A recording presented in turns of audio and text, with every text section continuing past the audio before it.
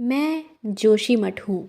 मैं भारतवर्ष के एक खूबसूरत राज्य उत्तराखंड के चमोली ज़िले का एक छोटा सा शहर हूँ। आपने शायद मेरे बारे में पहले भी सुना होगा या हो सकता है आप आज मेरा नाम पहली बार सुन रहे हो। दोनों ही दशाओं में आज मैं आपको अपनी पीड़ा सुनाने जा रहा हूँ, पर आपको अपने कष्ट और तकलीफ़ बताने से पहले अपना सही से परिचय तो करा दूँ। मेरा नाम जोशीमठ या ज्योतिर्मठ है, पर हमेशा से मेरा ये नाम नहीं था। पहले मुझे कार्तिकेयपुर नाम से जाना जाता था। मैं उस समय क्षत्रिय सेनापति कंटुरा वासुदेव के राज्य की राजधानी था। उसके बाद 515 ईसा पूर्व में आदि शंकराचार्य ने एक शहतूत के पेड़ के नीचे तप किया और उन्हें ज्ञान की प्राप्ति हुई। उसके बाद उन्होंने शंकर भाष्य की रचना की, जो सनातन धर्म का एक महत्वपूर्ण ग्रंथ है। ऐसे में सनातन धर्म के मानने वालों के लिए एक धार्मिक स्थल बन गया और यही वह समय था जब मेरा नाम जोशीमठ पड़ गया। शुरुआत से ही मैं ज्योतिष केंद्र रहा हूँ। देश भर से साधु संत और पुजारी आए और आकर मुझ में बस गए। 4 मठों में से पहले मठ की स्थापना भी मुझ में ही की गई। मैं बद्रीनाथ की गद्दी का सर्दियों का स्थान हूँ। मैं ज्ञानपीठ हूँ। मैं प्रकृति का घर हूँ। मैं श्रद्धालुओं और पर्यटकों के आकर्षण का केंद्र हूँ। मैं हेमकुंड साहिब का गेटवे हूँ। मैं ज्योतिषर महादेव, श्री विष्णु और नरसिंह जैसे मंदिरों की धरा हूँ। और आज इंसानों की वजह से मैं कष्टों के बीच खड़ा हूँ। पर इन कष्टों की जड़ छिपी है आज से 13 साल पहले 2009 में। विष्णुगढ़ हाइड्रो इलेक्ट्रिक प्रोजेक्ट के लिए टनल बोरिंग मशीन से एक सुरंग खोदी जा रही थी। वह टनल बोरिंग मशीन धरती के नीचे अचानक फंस गई। सामने से हजारों लीटर साफ पानी बहने लगा।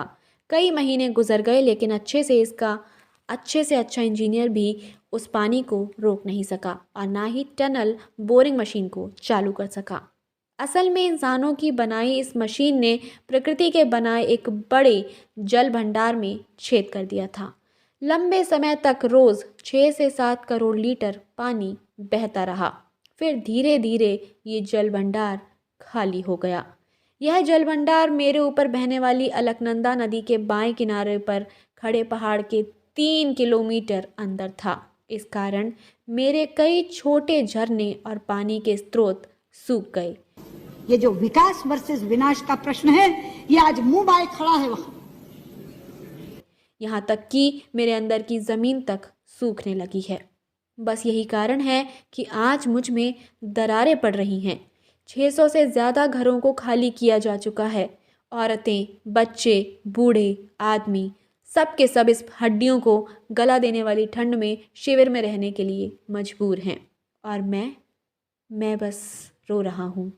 मेरे पास और करने को भला है क्या? इंसानों को विकास के नाम पर जो करना था उन्होंने कर लिया। ऐसा नहीं है कि वह मेरी दशा नहीं जानते थे, वह जानते थे, सब जानते थे कि 1976 में भी लैंडस्लाइड की कई घटनाएं हुई थीं और उस वक्त की सरकार ने एक कमेटी बनवाई थी जिसका निष्कर्ष यही था कि बहुत ज़रूरत पड़ने पर पूरी रिसर्च के बाद ही काम किया जाए। जोशीमठ पर एक कमेटी गठित की गई थी।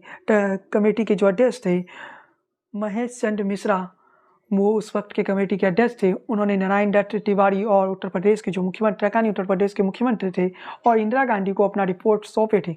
उसके बाद क्या हुआ? पहाड़ का भरपूर शोषण हुआ, जिसकी नतीजा हम सब देख रहे हैं। जो उत्तराखंड की तत्कालीन सरकारों ने गलती की, उत्तराखंड की हर सरकार ने गलती की, उसकी कीमत आज उत्तराखंड के वो निर्दोष लोग उठा रहे हैं जिनका कोई गलती नहीं। जोशीमठ के उन लोगों को कोई कसूर नहीं, उन्हें उस गलती की सजा मिल रही है जो उन्होंने कभी किया ही नहीं।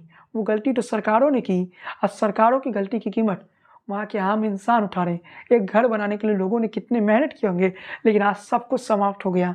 आज जोशीमठ तबाह हो गया। वरना नहीं, पर शायद ऐसा हुआ नहीं और आज मेरी यह हालत हो गई।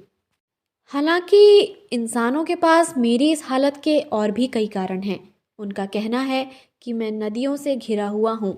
मेरी ज़मीन के ऊपर और नीचे पानी बहता रहता है। मुझ पर बर्फबारी और बारिश भी बहुत होती है। इस वजह से मेरी सतह बहुत कमज़ोर है। खैर, ये तो कोई नई बात नहीं है। इंसानों का तो काम है अपनी गलती दूसरों पर डालना। पर इनको ये समझना चाहिए कि अगर आज मैं बर्बाद होता हूँ तो मेरे साथ हज़ारों लोग, हज़ारों परिवार बर्बाद होंगे। अब आप ही बताइए, मेरी इस दशा की वजह कौन है? मैं खुद या इंसान?